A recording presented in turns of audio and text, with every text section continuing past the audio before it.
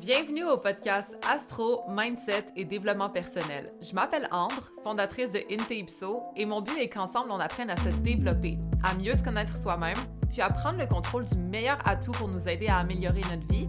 Vous l'avez deviné, notre mindset. Donc maintenant, laissez-moi vous montrer que toutes les réponses à vos questions existent déjà Inte-Ipso à l'intérieur de vous.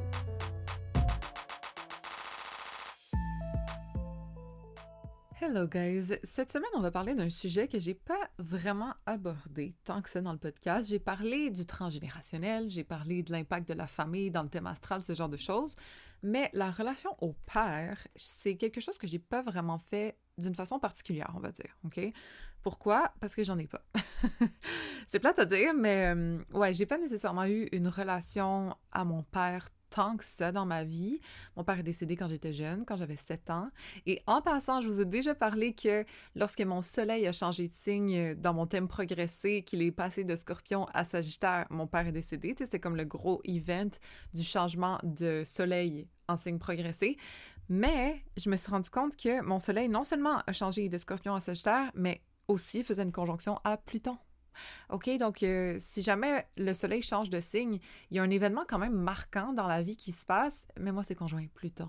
Donc techniquement, voilà, ça peut indiquer une mort. Et en passant, ce qui est fucked up, c'est que à ce moment-là, Pluton transitait sur le soleil de mon père.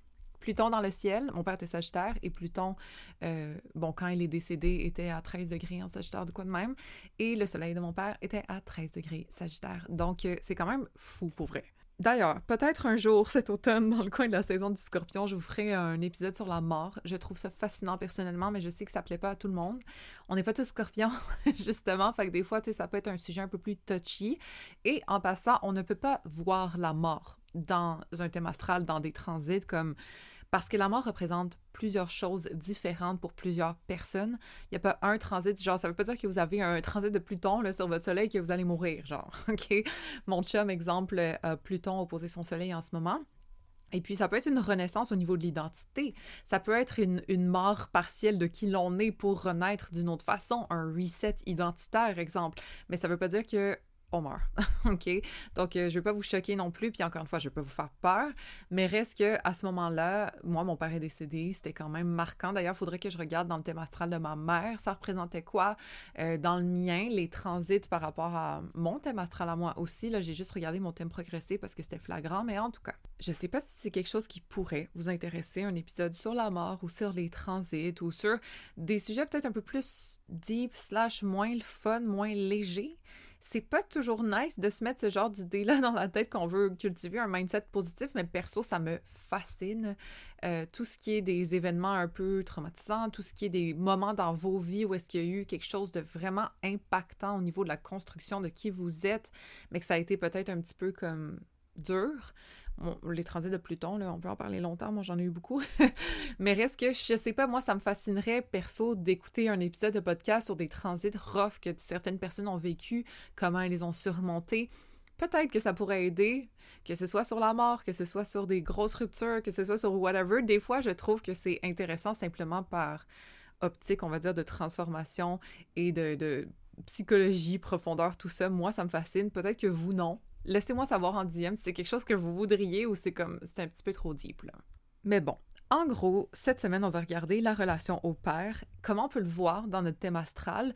Moi, je trouve que parfois, c'est évident et il y a certains placements qui vont vraiment démontrer notre perception de notre père en passant et pas nécessairement la réalité. C'est pour ça que plusieurs enfants peuvent avoir plusieurs perceptions différentes de la même personne, du même parent, du père, et ça va pas être, exactement la même chose parce que leur perception n'est pas la même. Donc, en astrologie, c'est souvent le soleil qui est associé au père et surtout les aspects au soleil, je vous dirais, pas tant le signe dans lequel le soleil se trouve, mais plutôt les aspects au soleil, justement. Aussi, Saturne est super important par rapport à la relation au père. Puis, je vais vous partager, en fait, mes observations parce que souvent, on va lire comme « Ah, les aspects au soleil, c'est ça, la perception que tu as avec ton père. » Mais parfois, ça peut être simplement la figure d'autorité, exemple. Même chose pour Saturne, c'est pas obligé d'être le rapport au père. Ça peut être simplement le rapport à la figure d'autorité. Et ça a pu être notre mère, ça peut être une grand-mère, ça peut être une grande sœur. Comme souvent, ça va être le père, mais ce n'est pas le cas dans tous les cas, OK, pour tout le monde. Autre chose que je trouve intéressant à regarder, c'est aussi les aspects à Mars dans notre thème astral. Mars peut représenter en fait la figure masculine.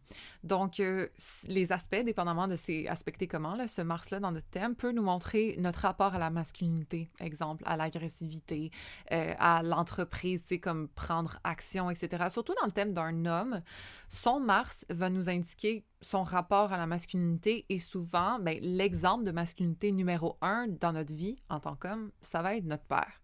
Donc moi, j'ai souvent vu, exemple, des hommes qui avaient Mars conjoint Chiron, et c'était des hommes qui peut-être n'avaient pas été poussés, encouragés, motivés par leur père. Au contraire, soit ils avaient eu un exemple d'un père peut-être un peu blessé dans sa masculinité, ou ils avaient eux-mêmes été blessés dans leur masculinité, leur prise d'initiative, leur courage par leur père. Okay? Surtout si c'est, exemple, opposé Saturne, là, c'est sûr et certain que vous êtes face à un homme, exemple, qui s'est fait décourager par son père, minimiser dans sa prise d'action par son père, exemple, ou toujours fait douter de ses prises d'initiative, les risques qu'il voulait prendre. Non, non, fais attention à ça. Non, voyons donc pourquoi tu veux faire ça.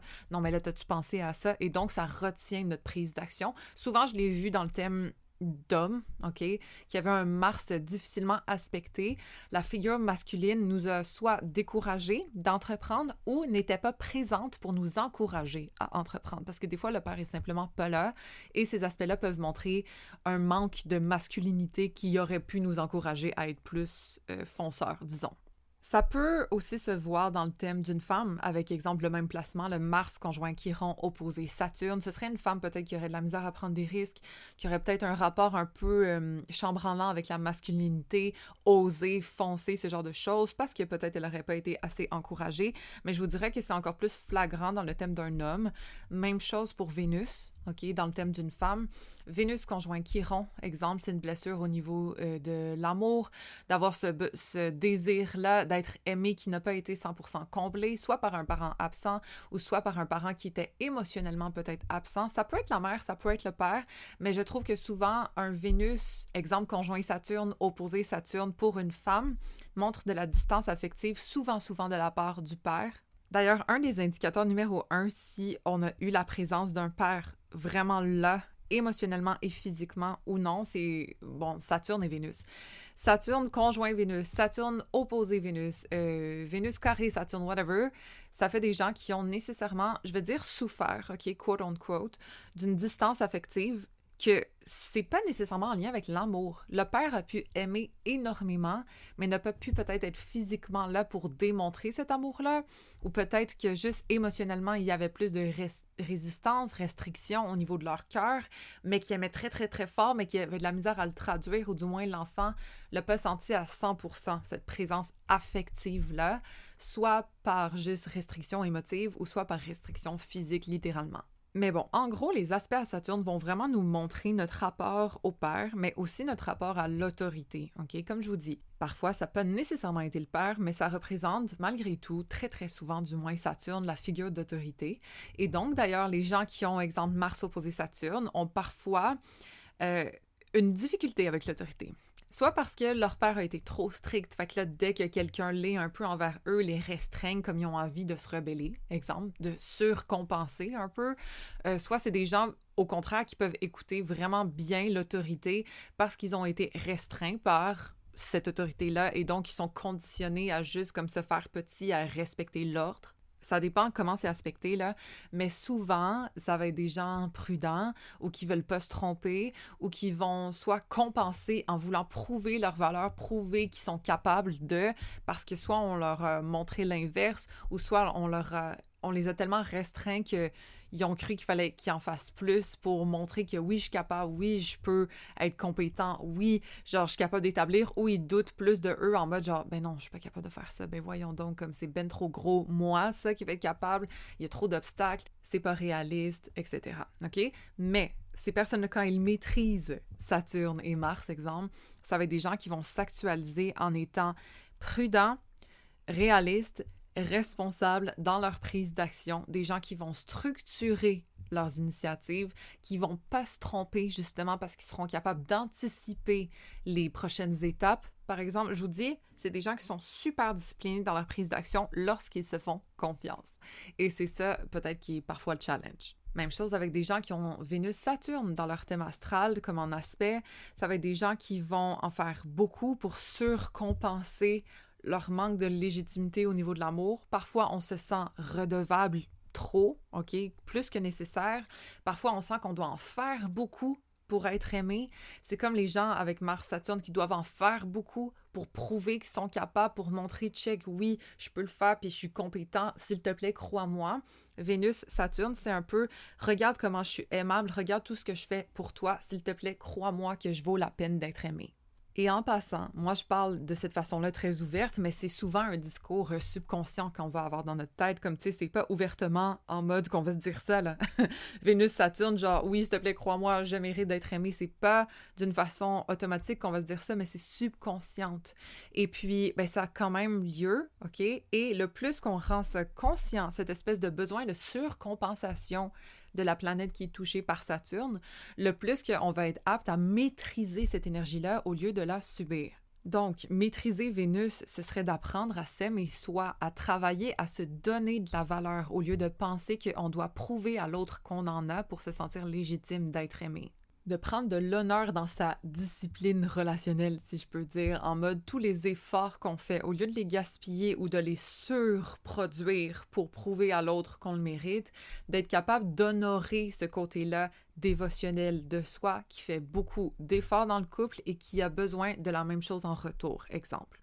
D'ailleurs, si jamais vous avez des aspects à Saturne dans votre thème astral, venez me voir. Je vous en prie, OK? Parce que je veux pas dire mon expertise, mais c'est un des sujets qui m'intéresse le plus parce que, étant saturnienne moi-même, je comprends énormément c'est quoi essayer de travailler pour se prouver, de sentir qu'on mérite pas les choses intrinsèquement et qu'on doit en faire beaucoup pour se sentir légitime. Ce genre de choses-là, ça me connaît, OK? Et perso, j'adore donner des conseils là-dessus. J'ai l'impression que c'est un sujet qui est proche de mon cœur et donc que je peux vraiment me mettre à la place de la personne qui a des placements comme ça pour la conseiller du mieux possible, OK? Donc, regardez les aspects à Saturne dans votre thème, puis si vous en avez beaucoup, venez me voir. Bon, autre chose, exemple, on a Saturne conjoint Mercure. Ça se peut qu'on s'est senti restreint au niveau mental ou au niveau de notre communication par rapport à notre père ou à la figure d'autorité. Exemple, un père qui minimisait un peu qu'est-ce qu'on disait ou qui disait « Ben voyons donc, là, de quoi tu parles, comme tu sais pas de quoi tu parles. » Ou « Arrête de parler comme là, c'est fatigant. » Ou je sais pas moi, peut-être que c'était un père qui était négatif ou que mentalement venait restreindre un peu notre ouverture d'esprit. Fait que là, on se limitait. Ça se peut aussi qu'au niveau de notre communication, ben c'est ça, on était minimisé quand on disait quelque chose. Peut-être nos opinions étaient toujours un peu invalidées. Donc, on a appris à se restreindre au niveau de qu'est-ce qu'on pense ou qu'est-ce qu'on dit. Des fois, ça se peut que ce soit un père qui ait mis beaucoup de pression mentale en mode genre là, il faut que tu sois bon à l'école, mais on se sentait pas bon à l'école parce que comment c'est fait à l'école, bon, ça correspondait pas à nos capacités mentales, donc on se tapait sur la tête un peu parce qu'il y avait une pression de réussite au niveau académique, au niveau mental, mais ça nous correspondait pas, donc on s'en voulait, donc il fallait surcompenser, étudier plus fort ou juste se décourager mentalement parce que on se sentait poche. Mais ces gens-là peuvent maîtriser la communication, maîtriser la rigueur mentale qui est nécessaire lorsqu'on apprend un nouveau sujet ou lorsqu'on met beaucoup de focus dans une tâche. Comme c'est des gens qui peuvent être très, très disciplinés au niveau de leur mental. Mais ça s'apprend avec le temps, OK? Saturne vient avec le temps. Et d'ailleurs, comme un père un petit peu autoritaire, il vient nous taper un peu sur la tête pour qu'on devienne meilleur, mais lorsque c'est fait, lorsqu'on met les efforts et la rigueur nécessaires pour, on va dire, maîtriser ce placement-là dans notre thème astral, bien, il nous récompense à la juste valeur de nos efforts. Donc, perso, je pourrais parler de Saturne pendant très longtemps, mais on va faire en sorte que ce soit short and sweet. Donc, on va passer au prochain sujet qui est les aspects au soleil. Donc, techniquement, en astrologie, ça a été beaucoup dit dans les livres. Liz Green parle souvent de ça. Moi, j'aime bien Liz Green, donc je la lis par moment. Et puis, les aspects au soleil sont censés être représentatifs de notre perception de notre père. Pas nécessairement de ce qu'il était, pas nécessairement de ce qu'il a montré, mais de ce qu'on a ressenti de son essence, de sa personnalité. D'ailleurs, s'il y a des aspects que vous ne comprenez pas par rapport à votre soleil, moi, je vous conseille d'aller poser des questions à votre père ou d'aller gratter un petit peu plus profond parce que parfois, il y a des vérités cachées qui se trouvent à travers les aspects de notre soleil par rapport à notre père. Donc, on peut approfondir un petit peu plus. Tu sais, parfois, c'est des complexes que notre père pouvait avoir. Parfois, c'est comme internaliser des choses qu'il ne montrait pas, mais qu'il ressentait et qu'on a perçues en tant qu'enfant. En gros, ça peut être très parlant, mais en même temps, exemple, dans mon cas, là, moi qui ai eu mon père pendant seulement 7 ans et un père qui n'était pas nécessairement présent à chaque jour avec moi, ça fait en sorte que je le sais pas, perso, tu sais, puis c'est pas nécessairement un sujet que je veux tant approfondir en mode genre vraiment deep, mais si jamais c'est votre cas, on peut toujours regarder les aspects au soleil pour aller gratter et surtout si vous avez plus de connaissances sur l'homme qu'il était ou l'homme peut-être qu'il ne montrait pas qu'il était aussi, ça peut être intéressant peut-être à aller gratter un peu plus loin. Donc, perso, on va regarder quand même un petit peu les aspects à mon soleil. Mon soleil est bien aspecté à ma lune. J'ai un beau sextile entre mon soleil et ma lune. Et souvent, quand on a des aspects harmonieux entre la lune et entre le soleil, on a eu des parents qui étaient harmonieux l'un avec l'autre. Après, comme je vous dis, moi, j'ai pas vraiment vu mes parents interagir tant que ça. Ou du moins, j'étais peut-être moins consciente de ça. Puis vu que j'étais petite, puis vu que ça se passait pas tant souvent, ça fait en sorte que je ne l'ai peut-être pas assimilé d'une façon consciente, mais subconsciente. On le voit dans mon thème astral que du moins je percevais une certaine harmonie entre les deux parce que les deux sont en harmonie dans mon thème astral, on peut dire. Après, si on est quelqu'un qui a son soleil en carré à la lune, par exemple, on a souvent eu deux repères qui étaient très différents. Exemple, notre père était d'une façon, notre mère était complètement d'une autre. Une mère super émotive, un père super rationnel. Un père impulsif, une mère très prudente. Tu sais, ça peut être, exemple, deux repères différents. Ça veut pas dire qu'ils étaient yin-yang nécessairement dans toute leur personnalité, mais dans certains aspects, il y a eu une différence perçue par notre subconscient qu'on a assimilée. Ce qui fait en sorte qu'on est souvent des gens qui vont être un peu partagés en deux parties de eux. Exemple, leur partie full rationnelle et leur partie full émotionnelle. Qui choisit ma tête, mon cœur? Ça peut être ça, exemple, un dilemme de lune, carré, soleil. Autre chose, c'est que mon soleil est en trigone à Saturne, donc un aspect facilitant ici. Entre le soleil et Saturne, ça peut montrer un père qui était, bon, discipliné, qui était rigoureux, qui était patient, qui était solide, qui était fiable. Fiable, je le sais pas. Mais mon père était quand même entrepreneur, right? Donc, il y avait une entreprise, il y avait beaucoup de responsabilités qu'il gérait bien. Donc, ça se peut que ce côté-là, je l'ai assimilé, justement. Des fois, si notre soleil est en carré, exemple à Saturne ou en conjonction à Saturne, on a pu avoir un père un peu exigeant, peut-être un petit peu froid, peut-être un petit peu plus axé sur les responsabilités en mode les attentes qu'il nous met sur le dos ou tu sais, comme la rigueur et tout avec un peu plus de pression. C'est pas obligé, mais nécessairement les gens qui ont un soleil aspecté à Saturne vont être un petit peu plus exigeants envers eux-mêmes de base, soit par un exemple parce qu'ils ont vu leur père être exigeant envers lui-même ou exigeant envers eux. Mais souvent, on va l'être par soi-même, OK? Donc, on va s'autocritiquer peut-être un petit peu plus facilement ou peut-être on va moins se donner de crédit, de mérite d'une façon naturelle aussi, ça arrive. Mais le but, c'est d'apprendre à être fier de soi, hein? Sans validation, sans penser qu'on doit se prouver à quelqu'un d'autre autre que soi. Autre chose, c'est que mon soleil est aussi en beau sextile avec Neptune, chose que j'ai genre vraiment pas mis dans ma conscience. Fait que c'est intéressant de faire cet épisode-là pour ça. C'est pas pour rien que je suis spirituelle de même. Je veux dire, je savais que ça aspectait ma lune, mon ascendant, tout ça, mais quand même, avec un sextile au soleil, c'est intéressant au niveau de l'identité. Je pense que d'exploiter ça chez moi, ça peut être intéressant, mais bon. Bref, soleil en sextile, exemple, à Neptune, ça peut faire un père qui était diffus, qui était pas nécessairement là, ou du moins qu'on a une perception du père qui était un peu confuse ou dispersée ou pas full claire, OK? Parce que Neptune, c'est un peu comme le brouillard. Donc, ça peut être, exemple, un père qui a été spirituel, ça peut être un père qui a été religieux, ça peut être un père aussi qui a été comme dans le brouillard. Ça arrive. Regardez si vous avez cet aspect-là à votre soleil, c'est possible. Moi, une de mes amies, son soleil est en carré à Neptune et son père a pas full été présent. C'était comme pas clair, il était là, il était pas là. C'est en carré à Uranus aussi dans son cas. Donc l'instabilité peut se montrer par ça. Mais en gros, de ce que je peux percevoir, il était pas là, c'était un peu confus, puis c'est vrai, j'ai vraiment une relation un petit peu diffuse, on peut dire, par rapport à la relation avec mon père. Mais en gros, comme quand il était là, j'étais contente, puis quand il était pas là, c'était pas si pire. C'est pas comme si... Vous comprenez, comme c'est un peu diffus, justement. C'est très neptunien. Donc ça, honnêtement, j'approuve. En gros, perso, moi, j'ai senti que mon père m'aimait beaucoup. Je l'ai juste pas vu tant que ça. Mes parents étaient séparés, puis bon, il est décédé quand même tôt dans ma vie. Donc, j'ai pas eu nécessairement son impact tant que ça. Je veux dire, j'ai été super proche de mes grands-parents. Par contre, mon grand-père a été une grosse figure au niveau, bon, de la masculinité puis tout ça dans ma vie. Il a été presque comme mon père, honnêtement.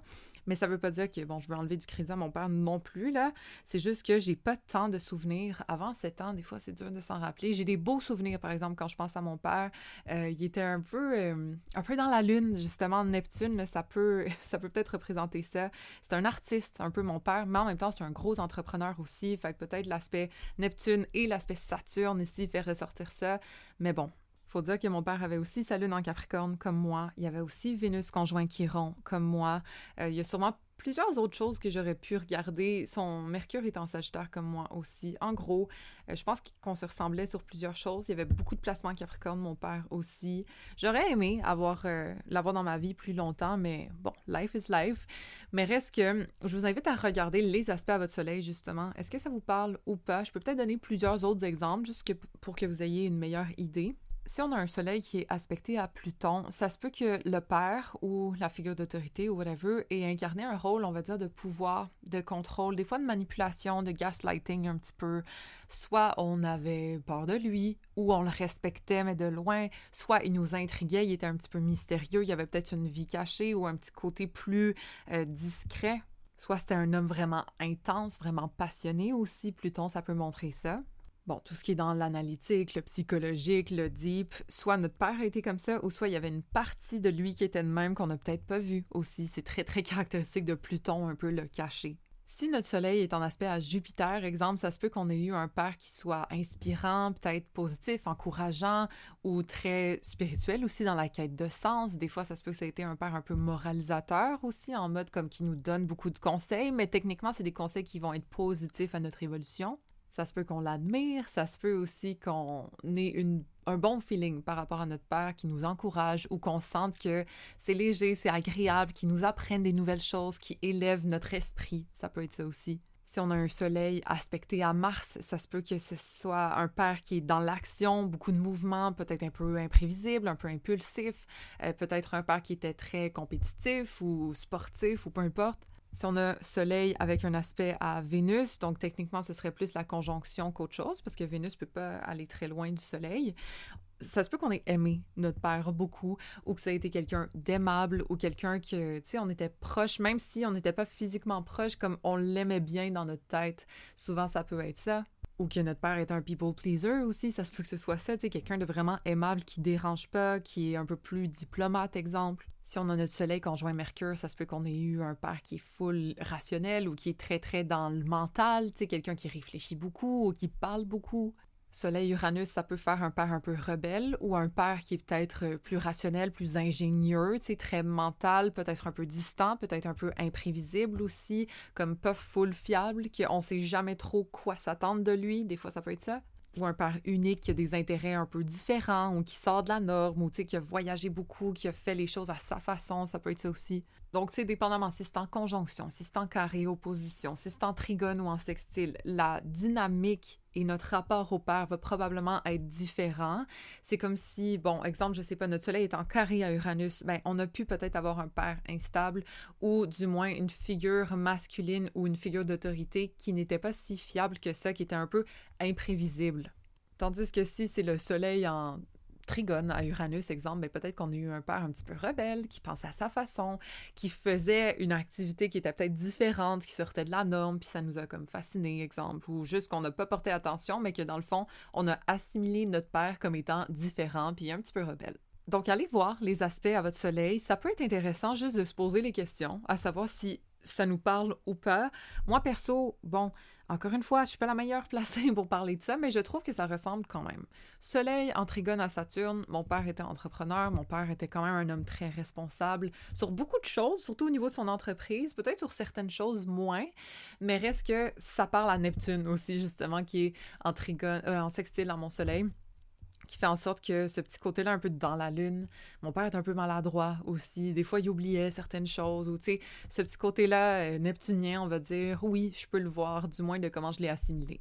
Autre chose qui peut être très intéressant, c'est la maison 4. Donc, oui, dans la maison 10, techniquement, c'est la maison du Capricorne. Hein? On associerait plutôt ça à la figure d'autorité, au papa comme responsable et tout, versus la maison 4 qui est associée au Cancer. Tu sais, ça nous fait plus penser à la mère, mais pour vrai, Liz Green dit l'inverse, OK? Elle dit souvent que la maison 10 va être le rapport à la mère ou un petit peu plus comme l'impact que la mère aurait eu dans notre vie. Si on a beaucoup de planètes en maison 10, allô, moi, la mère a eu un gros impact, c'est mon cas. Sinon, quand on a beaucoup de planètes en maison 4, techniquement, c'est le père qui aurait eu un gros impact. Et aussi, ben, dépendamment si vous avez juste aucune planète dans l'un ou l'autre, ben peut-être que vous avez moins eu d'impact de votre mère ou de votre père. Et si vous avez eu aussi comme une planète, dans la maison 4, exemple, je sais pas moi, Pluton en maison 4, mais ça pourrait être, dans le cas de mon ami, disons, une séparation du père qui trompe Pluton, hein, trahison, transformation intrinsèque de la personne, mais d'une façon peut-être moins le fun. Ben, ça peut montrer ça. Dans la maison 4, c'est le rapport au père. Donc, dans ce cas-ci, c'est exemple le père qui a trompé. Bon, ça peut être un exemple, c'est un petit peu tragique, I'm sorry. Mais sinon, si on a Vénus dans la maison 4, mais des fois, on a eu un bon rapport à notre cocon, notre famille, nos repères en général. Hein. La maison 4, ça ne change pas, là, ça reste quand même notre foyer, notre maison, notre famille, nos racines au niveau de notre enfance. Mais techniquement, supposément, puis je l'ai vu à quelques reprises dans des thèmes astrales, mais quand même, je sais pas si j'adhère à ça à 100% parce que souvent, je trouve que nos repères vont être forgés des deux, de notre mère et de notre père, et pas simplement de un ou de l'autre, right? Même chose pour la lune, souvent c'est associé à la mère seulement, mais moi je trouve qu'il y a beaucoup de gens, du moins de ma clientèle, qui... Leur lune montrait en fait leur rapport à leur père, entre autres, ou du moins à leurs racines, à leur environnement d'enfance, qui est aussi conditionné par le père, pas juste la mère. Donc bref, ça peut être intéressant de regarder sa maison 4. Est-ce qu'il y a quelque chose là-dedans?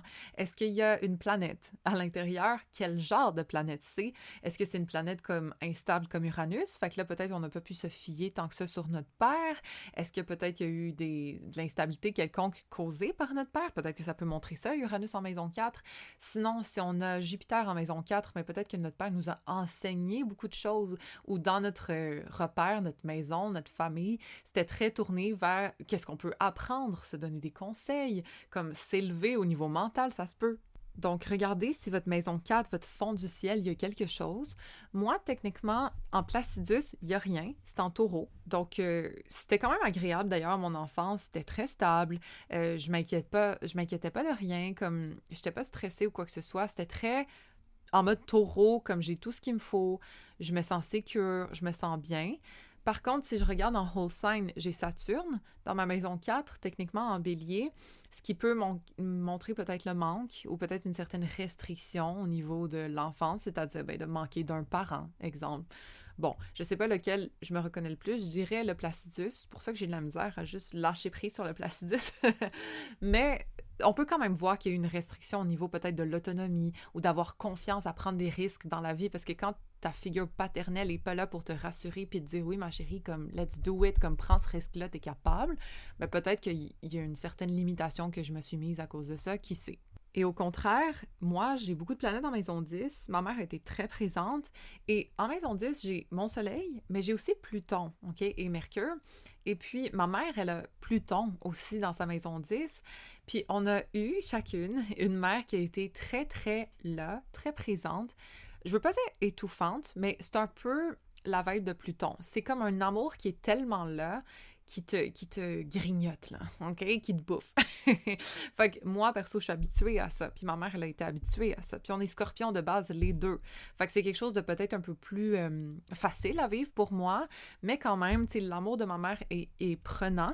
Et puis, ben ça se voit dans ma maison 10. Fait que c'est pour ça que je lève la question. Est-ce que vous aussi, votre maison 10, elle est pleine, ou est-ce que vous avez beaucoup de planètes en maison 10 ou peut-être Pluton en maison 10? Est-ce que votre mère elle a été très présente ou est-ce que l'impact ou l'opinion ou whatever de votre mère a été important, exemple? Par contre, moi, il faut dire que j'ai quand même ma lune sur mon ascendant. Et ça, c'est numéro 1 à savoir si l'impact de votre mère a été important, je trouve. Dès qu'on a une lune sur l'ascendant, ça l'a été. Que ce soit dans le positif, dans le négatif, on le voit pas. Dépendamment des aspects, par exemple, ça on peut le voir mieux, mais je pense que c'est un indicateur vraiment fort que notre mère a été très présente ou très importante dans notre psyché, la lune sur l'ascendant. D'ailleurs, souvent, on lui ressemble quand la lune est sur l'ascendant, comme notre empreinte physique, littéralement à quoi on ressemble est associé à la mère. Donc moi, je ressemble beaucoup à ma mère d'ailleurs. On me dit que je ressemble un petit peu à mon père, mais on a les mêmes yeux, moi et ma mère. Donc, techniquement, on se ressemble beaucoup. Et puis, Ça peut être l'inverse pour les gens qui ont leur soleil sur leur ascendant. Ça peut être des gens qui vont ressembler à leur père, exemple. Donc ça pourrait être à vérifier si jamais c'est votre cas. Essayez de vous poser la question à qui vous ressemblez le plus. Des fois, soleil en maison 1 ou lune en maison 1, ça peut être ça aussi. Donc, je récapitule. La maison 10 est techniquement associée à la mère. OK, techniquement. Même si c'est associé à la carrière, à la réputation sociale, à notre empreinte dans le monde au niveau professionnel, oui. Mais aussi, supposément, le rôle que la mère a joué. Donc, à observer pour vous, est-ce qu'il y a quelque chose dans votre maison 10? Est-ce que ça vous parle par rapport à votre mère ou pas vraiment? Moi, je sais pas si je peux me prononcer à 100% parce que je trouve que des fois, ça fait vraiment du sens, d'autres fois, peut-être moins. Mais quand même, ça peut être une piste à explorer. Évidemment, la Lune va montrer beaucoup le rapport à la mère, ou du moins à la personne qui était notre repère au niveau émotionnel, ainsi que Vénus, notre repère au niveau féminin, on va dire. Donc, on peut observer ça pour voir notre relation au féminin, à la maternité aussi. Les femmes, exemple, qui ont comme une lune difficilement aspectée ou Vénus carré lune, des fois, ont de la misère à se montrer en tant que femme et en tant que mère. On a de la misère à associer les deux, comme c'est soit on est une femme ou c'est soit on est une mère. Et des fois, on veut pas l'être, OK? Ça arrive, je l'ai vu dans le thème de plusieurs femmes. Lune carrée à Uranus aussi, ça peut être des femmes qui ne veulent pas d'enfants. Comme des fois, on peut le voir dans le thème astral parce que le rapport à la fertilité, à la maternité, au rôle de mère, au rôle de pilier émotionnel et peut-être disrupted d'une façon ou d'une autre, dépendamment de quelle planète aspecte. Tu sais, si c'est, je sais pas moi, Neptune, c'est peut-être un petit peu confus, peut-être on n'est pas sûr. Si c'est Pluton, peut-être qu'on a peur d'être enceinte ou que être enceinte va être comme une expérience très transformatrice pour nous, vu que Pluton et la Lune sont liés. Bref, là je divague, mais tout ça pour dire que le rapport à notre lune, comment elle est aspectée, peut montrer notre rapport soit à notre mère ou soit au repère émotionnel, OK?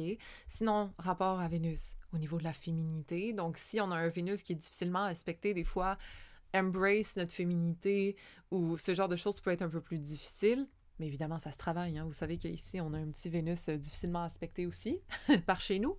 Mais bref, rapport à Mars peut montrer notre rapport au masculin, à la figure masculine dans notre enfance, et puis rapport au soleil, à notre figure au niveau du rôle, soit de l'autorité ou du rôle paternel, donc la figure qui est plus, qui brille, qui est notre rapport à la société aussi, comment on s'accomplit et tout. Est-ce qu'on a eu un père paresseux? Est-ce qu'on a eu un père entrepreneur? Est-ce qu'on a eu un père qui était peut-être soumis? Est-ce qu'on a eu un père qui était fonceur? Souvent, ça peut se voir à travers les aspects à notre soleil, donc à exploiter. OK, moi, je vous encourage cette semaine d'aller regarder votre thème astral, d'aller l'observer, de voir les aspects à votre soleil, de voir vos planètes en maison 4 et 10, OK, et de voir aussi les aspects à Vénus et à Mars chez vous.